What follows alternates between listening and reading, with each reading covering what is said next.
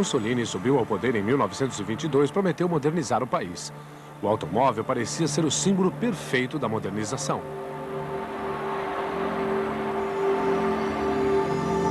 Colocaria a Itália na linha de frente entre os países desenvolvidos devido ao aperfeiçoamento da indústria automobilística. Mussolini convocou as companhias automobilísticas para ajudá-lo a criar sua fantasia de uma sociedade motorizada.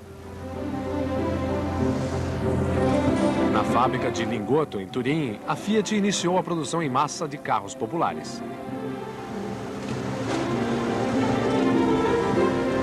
A linha de produção subia desde o andar térreo, dando voltas no interior do prédio.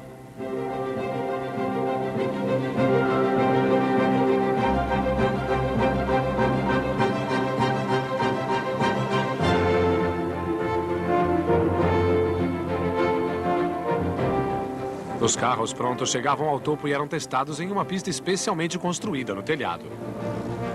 O talento italiano para o design e o amor pelos automóveis produziram veículos bonitos e práticos. A Fiat prosperou.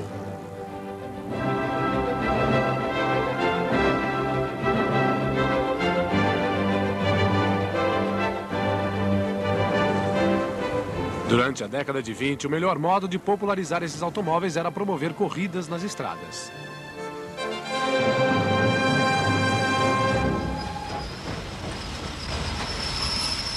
A Itália já era a sede de uma conhecida corrida de estrada, Targa Florio, evento popular na Sicília.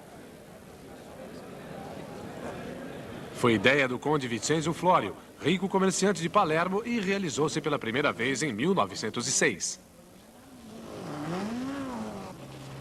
A corrida era realizada nas montanhas pouco povoadas da Sicília, mas foi necessário realizar uma corrida no norte do país, onde a população era maior.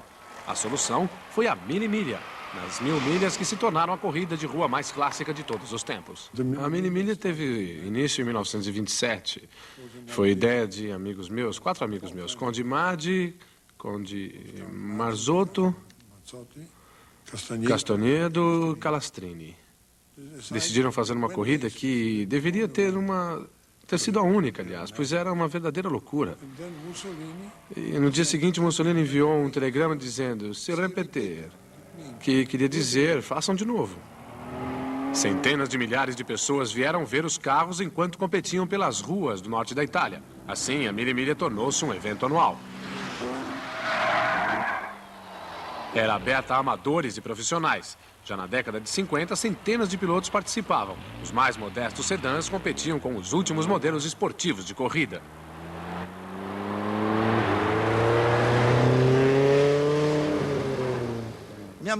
Minha esposa disse, eu também vou. Portanto, por favor, não faça nenhuma besteira, hein? E lá fomos nós. No início, ela estava apavorada, porque correr nesse carro, mesmo ele sendo um Fiat 500, que não andava muito rápido, com o pé lá embaixo do acelerador o tempo todo, e tínhamos esperanças. De vez em quando, ela olhava para trás e dizia, ninguém está nos alcançando. Eu, ao contrário, olhava para frente e dizia, nós também não estamos alcançando ninguém.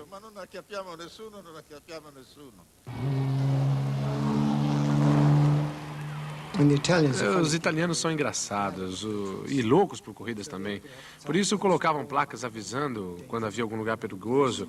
Mas durante a corrida, quando você chegava lá, a multidão já havia arrancado as placas e atirado no campo, em qualquer lugar. E quando se passava alguém, gritava, ei, ei, ei, ei, mostrando como loucos a direção que devia ser seguida. Então você acha que devia estar muito devagar. E aí subia a colina muito rápido e de repente a estrada desaparece à sua direita e os competidores acabavam capotando, saindo da pista e os carros pegavam fogo. A multidão adorava a cena, mas essa não era a situação ideal para o piloto. A reputação da Mille Miglia ultrapassou as fronteiras italianas. Em 1955, a Mercedes-Benz entrou com uma equipe de bons pilotos em carros de esporte 300 SLR. Queríamos vencer a Mille Miglia por causa da reputação que conseguiríamos na Itália. Queríamos vender carros naquele país. Por isso, treinamos muito. Fiz o percurso diversas vezes e adorei. Era divertido. Fangio não gostava, porque nas estradas, que pareciam estar bloqueadas por espectadores, ele não podia dirigir a toda velocidade. Aí ele detestava.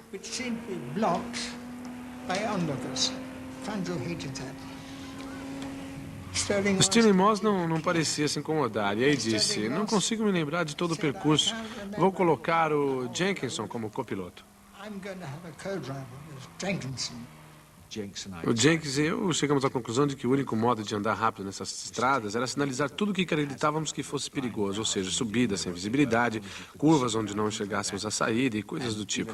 Jenkins me daria um sinal, como agora vá todo vapor, vá devagar, mais devagar, e isso aí, você sabe. Então pusemos todas essas observações em um pedaço de papel de quase 20 metros e ele o estendeu à sua frente. Chegávamos ao fim de uma subida e ele dizia, a todo vapor. Claro que os italianos se inclinavam para enxergar mais à frente, portanto tínhamos que dirigir através de um funil de pessoas que é difícil. Quer dizer, você sabe, nessa velocidade eu mexi um pouco o volante ou algo parecido e as pessoas diziam, meu Deus, ele perdeu o controle e saíam do caminho. Lembro-me de estar dirigindo em uma reta com um motor bem forte e que chegava a 140 milhas por hora naquela época.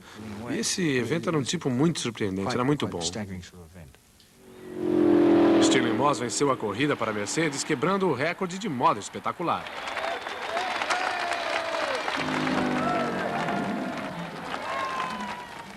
No ano que venci a milha com velocidade média de 89 milhas por hora, levei 10 horas, 7 minutos e 4 segundos, eu acho, ou talvez 4 minutos e 7 segundos, não me lembro bem. Mas felizmente esse tempo não pôde mais ser superado. Não pôde ser superado porque a milha foi proibida, 2 anos mais tarde.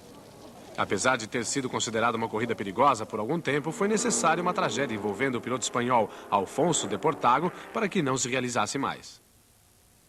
Em 57, um dos pneus do carro de Portago furou em uma curva de Mantua e o pneu dianteiro estourou enquanto ele dirigia a mais de 120 milhas por hora. Morreram 10 ou 15 pessoas.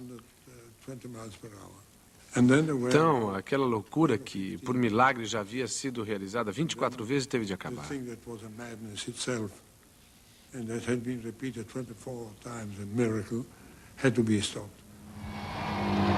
As corridas de estrada com a milha haviam se tornado muito perigosas.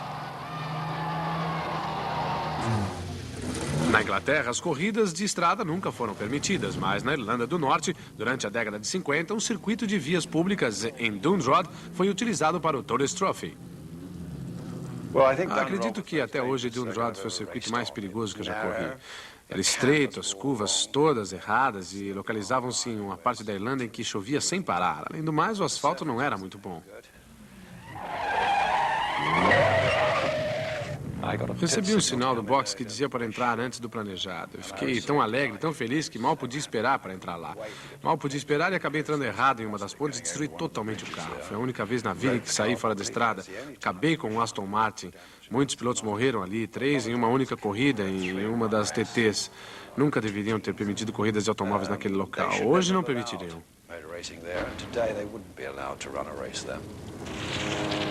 Felizmente, nenhum espectador morreu, mas a morte de 3 pilotos mostrou como é perigoso correr com carros potentes em ruas normais. Apesar do perigo, a competição de 1955 entre Stirling Moss pela Mercedes e Mike Hawthorne pela Jaguar deixou claro por que os espectadores gostavam tanto da corrida. Mike Hawthorne era um cara sensacional, isto é, era extrovertido e tinha uma personalidade muito forte. Era um cara na dele. Como um piloto deveria ser, aliás. Tem um emaranhado de cabelo louro, sempre usava gravata borboleta e normalmente usava uma boina que formava um V na ponta.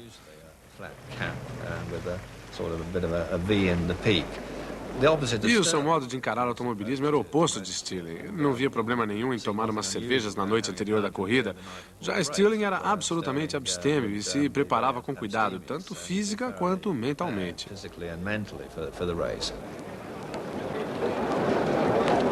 O Tourist Trophy era uma prova importante de se vencer, pois fazia parte do Campeonato Mundial de Carros Esporte. Mike Hawthorne assumiu a liderança no início da prova e Stirling Moss era o terceiro. Acho que eu já havia vencido, não me lembro bem, 3, 4 Tourist Trophies e queria muito vencer naquele ano. O circuito de Dundrod é estreito, exigia muito do piloto. A Mercedes era um carro grande e com potencial para vencer a prova. Sua maior vantagem era que, a menos que eu saísse da pista, podia vencer ou ser segundo, ficando atrás do Fangio. O carro era extremamente confiável e não apresentava problema nenhum, como os LSR.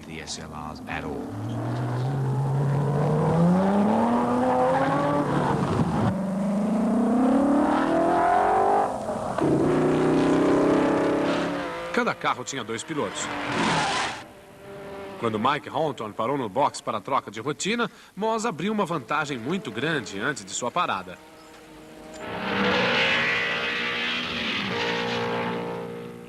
Estava correndo e, de repente, a banda de rodagem se desprendeu.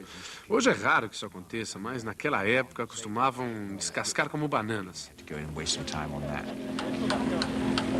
A troca de pneu custou 2 minutos a Moss e, enquanto a Mercedes estava no box, a Jaguar assumiu a liderança novamente. Foi uma corrida emocionante e, como a liderança continuava trocando, o resultado era incerto. Então, começou a chover.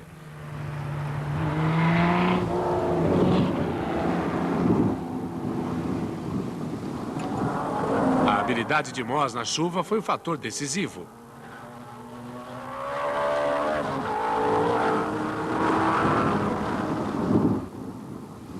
Por ser do jeito que é, Dundred é um dos meus circuitos favoritos. É exigente, perigoso, está sempre molhado, o que não me agrada tanto. Entretanto, é um circuito onde, de certa forma, eu aguento firme.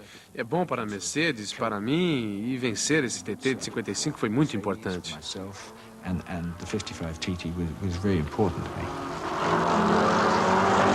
Em 1955, pilotando uma Mercedes, Moss venceu a corrida e venceria a Targa Florio na Sicília e o Campeonato Mundial de Carros de Esportes. Mas as mortes naquele ano puseram fim às corridas em Dundalk.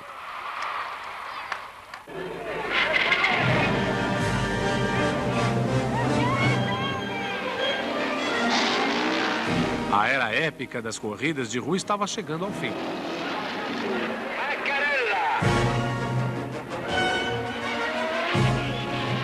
Foram sendo proibidas devido ao perigo cada vez maior para os pilotos e para os espectadores.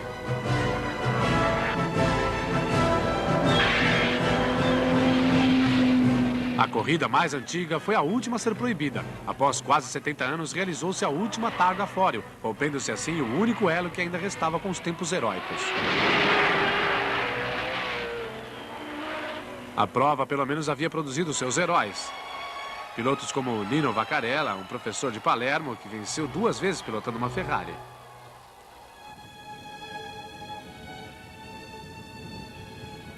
A última Targa Florio foi realizada em 1973 em grande estilo. 750 mil pessoas foram assisti-la. Hoje a tribuna de honra está vazia. A Targa Florio entrou para a história das corridas.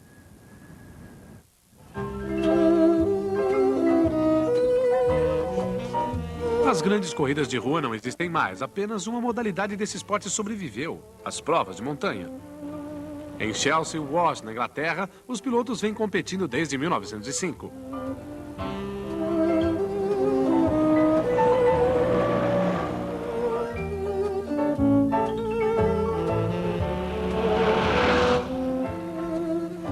Não muito longe dali, em Prescott, a tradição também é mantida. Nas provas de montanha, os pilotos sozinhos na estrada lançam seus carros contra as subidas e o relógio.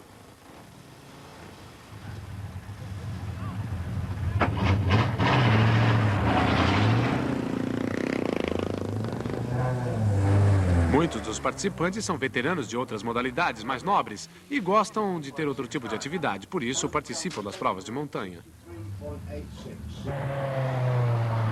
Para alguns pilotos, as provas de montanha são uma forma de iniciar a carreira automobilística. Em meu primeiro evento, em Prescott, na verdade, acho que fui terceiro, o que me deixou muito feliz. Nunca havia pilotado em uma competição. Lembro-me de estar na linha esperando para a largada e foi dada a bandeirada. E a primeira coisa em que você se concentra é em uma boa largada, porque isso é essencial nessa modalidade. Não se pode girar demais as rodas em falso. Na verdade, não se pode fazer isso. Larguei e fiquei pensando, bem, só vou brecar quando não tiver outro jeito. Vou cuidar da direção, apenas isso. I'll brake as late as I can, that's about all. And I'll steer here and there, but nothing more than that. Aprendi muito com 2 coisas. Acho que no início uma delas foi com o Cooper, obviamente, porque era um carro que permitia erros. Um bom carro que respondia bem. E a outra foi participar das provas de montanha. Acredito que elas são um bom local para se começar, porque não há ninguém que o force a fazer algo que você não está preparado para fazer. Try and make you do something that perhaps you haven't the capabilities of doing. In other words, Isto é, se você está numa corrida e alguém tenta ultrapassá-lo, você pensa, meu Deus, eu sou tão rápido quanto ele, e aí tenta segui-lo. Mas o cara que te ultrapassou pode ser provavelmente o Fangio, e você não sabe. Quando participa das provas de montanha, chega a uma curva e dirige como acha que deve. Breca quando acredita que deve brecar. Não há ninguém te dando palpite dizendo que você deve ir mais depressa ou mais devagar. Você usa a estrada do modo que quer. Por isso, acho que é um excelente local para quem está começando a adquirir experiência.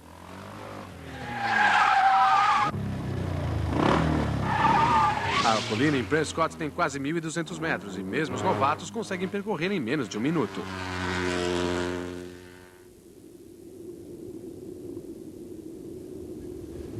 Pikes Peak, no Colorado, nos Estados Unidos, é uma das provas de montanha que ofusca todas as outras. 4.367 metros de desafio em rochas cobertas de neve. Ao longo de altas paredes de rocha, uma estrada íngreme e repleta de curvas que chega ao topo da montanha e foi aberta com explosivos. Aqui temos um campo de provas natural, um espetacular campo de provas. E largaram. Raymond largou em primeiro, seguido de perto por Timino. E esse tem chutes bem perto. E olha só como eles arrebentam nas curvas.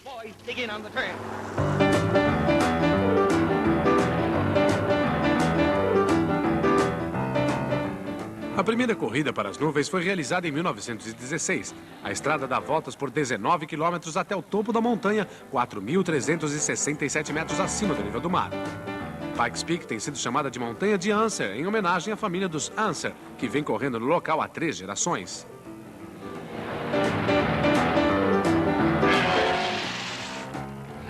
Pilotei em todas as corridas aqui em cima, com exceção em uma em 62. Venci 9 vezes e tenho me divertido mais aqui que em qualquer outro piloto que já participou dessa prova, com certeza. A ligação de tantos anos dessa família com Pikes Peak fez com que Bob Anser, sobrinho de Lois, adquirisse um perfeito conhecimento da estrada. Conheço essa estrada muito bem, conheço cada curva, cada pedrinha que há lá em cima. Na verdade, posso ir para a cama à noite e ver cada curva, cada reta, tudo que há aqui em cima, e acredito que isso ajuda demais. A técnica ao volante foi passada a Rob Anser, filho de Bob. A estrada é de pedregulho, de granito e muito escorregadia. É muito difícil conseguir a aderência dos pneus. O carro sempre escorrega. Pikes Peak exige cuidado. Temos que estabelecer os limites e não podemos ultrapassá-los. É um local onde seu adversário é você mesmo. Não é uma corrida contra outros carros. Não é necessário ultrapassar outros caras ou competir com eles. É você e a montanha o tempo todo. Para você se dar bem lá em cima, tem que ser um piloto muito disciplinado e calmo também. Em 1980, houve um desafio à supremacia americana em Pikes Peak. Vieram da Europa pilotos campeões de rally com carros especialmente construídos para as estradas de terra. A companhia francesa Peugeot construiu um carro com tração e direção nas 4 rodas para enfrentar a montanha.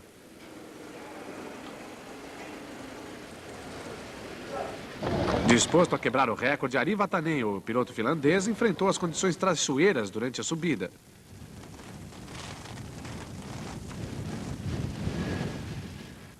É difícil descrever isso para um leigo, porque para ele você é um louco. Entretanto, quando está envolvido com o esporte e percebe que chegou lá em cima, é sensacional.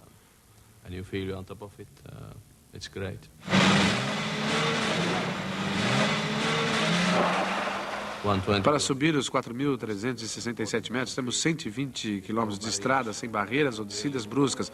Ocasionalmente, o carro chega a correr bastante, ou seja, chega próximo à velocidade de um carro de Fórmula 1 e tudo ou nada. Não se pode errar. Se você deixa de brecar ou breca antes da hora, provavelmente não vencerá.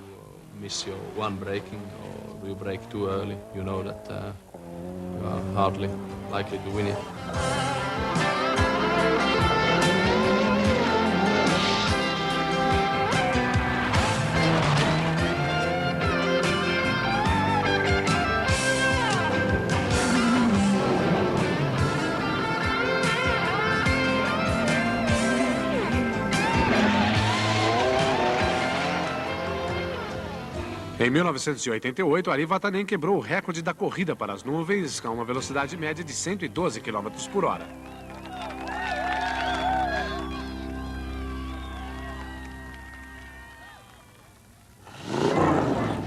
Os Estados Unidos não só criaram a prova de montanha de maior altitude, mas também a mais longa pista de corridas. Assim como na Grã-Bretanha, nos Estados Unidos as corridas de rua também são proibidas. Mas em 1970, os norte-americanos tiveram uma oportunidade à sua porta, no México. O trecho mexicano da rodovia Pan-Americana, que liga o Alasca a Cape Horn, havia sido terminado naquele ano. Para comemorar, o governo mexicano permitiu a realização de uma corrida que percorreria o país de ponta a ponta. A carreira pan-americana logo tomou conta da imaginação, tanto do público quanto dos pilotos. Os pilotos que se saíram melhor foram aqueles que corriam muito bem em alta velocidade e conseguiam avaliar visualmente uma situação. Não existe a chance de se conhecer a estrada, como acontece na Targa Florio ou no Nürburgring, que são circuitos longos.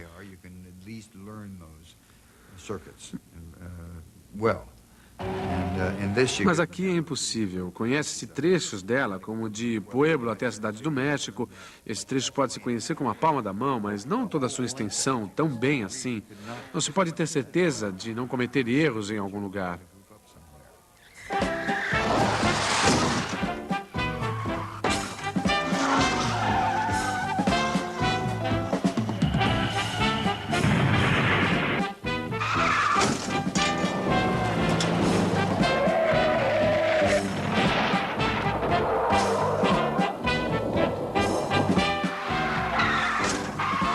Assim como a Mille Miglia e a Targa Florio, essa corrida atraía um grande número de espectadores. Espalhavam-se aos milhares ao longo da estrada. Como na Mille Miglia, o entusiasmo fazia com que os espectadores ficassem muito próximos dos carros. Por isso, a corrida deixou de ser realizada. Após 5 anos e muitas vítimas, a corrida foi proibida pelo governo mexicano em 54. Proibidos de competir nas estradas, os entusiastas norte-americanos voltaram-se para os grandes espaços abertos do país. Na década de 60, foi criada uma nova modalidade de corridas off-road na península de Baja, no México. Um de seus astros foi o piloto que tentou bater o recorde de velocidade terrestre, Mickey Thompson. As corridas de Baja eram realizadas em centenas de quilômetros de terreno mais acidentado já utilizado em corridas. Os carros especialmente construídos para enfrentar as condições do deserto.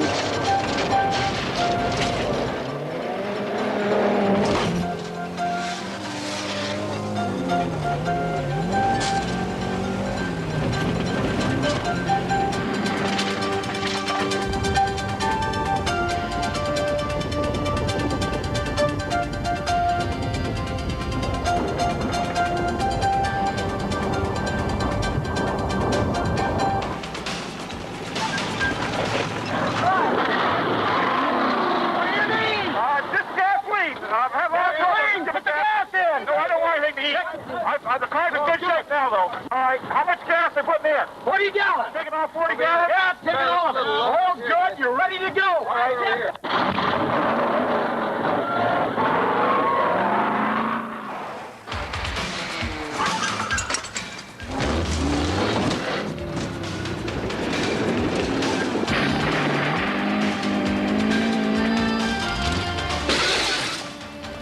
Era divertido dirigir e emocionante assistir, mas apenas os espectadores mais fanáticos percorriam todo o trajeto.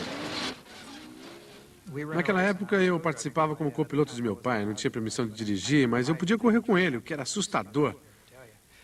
Enquanto ele dirigia o carro, eu pensava, isso é incrível, incrível. Eu não conseguia acreditar no que tinha acabado de fazer. Então meu pai disse, temos de conseguir que as pessoas vejam isso. No meio de Baja não tem ninguém assistindo, a não ser alguns habitantes do local e muitas cobras, coelhos e alguns pássaros, essas coisas.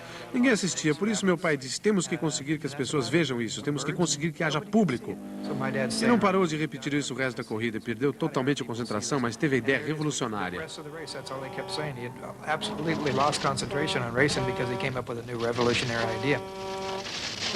A ideia era levar a corrida de Baja para o Estádio Olímpico de Los Angeles, e ele foi direto ao assunto. Olá, meu nome é Mickey Thompson, eu tenho uma ideia excelente. Quero usar o maravilhoso estádio que vocês têm aqui, onde foram realizadas as Olimpíadas. Quero colocar plástico sobre o gramado, depois quero colocar mais de 1000 placas de compensado e sobre elas algumas toneladas de terra. Vou fazer um terreno acidentado e criar aqui um trecho de baja. E lá embaixo, na outra ponta do Coliseu, vou colocar os carros para correr na frente das arquibancadas, em volta da tocha olímpica e de volta para o estádio. Vamos ter 60 mil pessoas aqui assistindo.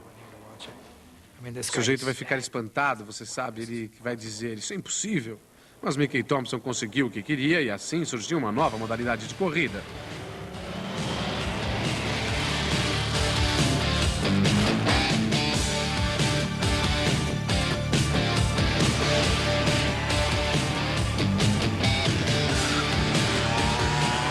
Estava longe de ter a tradição das grandes corridas de estrada, mas era competitiva e os pilotos gostavam muito dela. Era segura e, acima de tudo, os espectadores adoravam. O tempo médio de uma concentração de uma pessoa é entre 7 e 10 minutos. Por isso, em vez de realizar uma corrida de 3 ou 4 horas de duração, que as pessoas ficam entediadas e vão embora, meu pai fez as corridas que duravam em torno de 10 minutos. Assim, as pessoas podiam se levantar, comer amendoins, cachorro-quente, beber, qualquer coisa que quisessem. Depois havia outra corrida. Assim, a minha empresa planejou as corridas de modo que há 18 corridas diferentes em um período de 3 horas. Nunca ninguém ficou gravemente ferido. Os carros capotam, mas ao contrário do que acontece em outras modalidades de corrida, em que o capotamento é uma tragédia, nossos carros são construídos para capotar. Quando isso acontece, temos 6 ou 7 pessoas que vão até lá e desviram. Muitas vezes o piloto nem desliga o motor. Quando o carro é colocado na posição, ele continua a corrida. E é isso que torna a corrida emocionante, o fato de não ter limites e o tipo de esporte em que o piloto pode dar tudo de si. Hoje em dia é uma das modalidades de corrida mais populares dos Estados Unidos.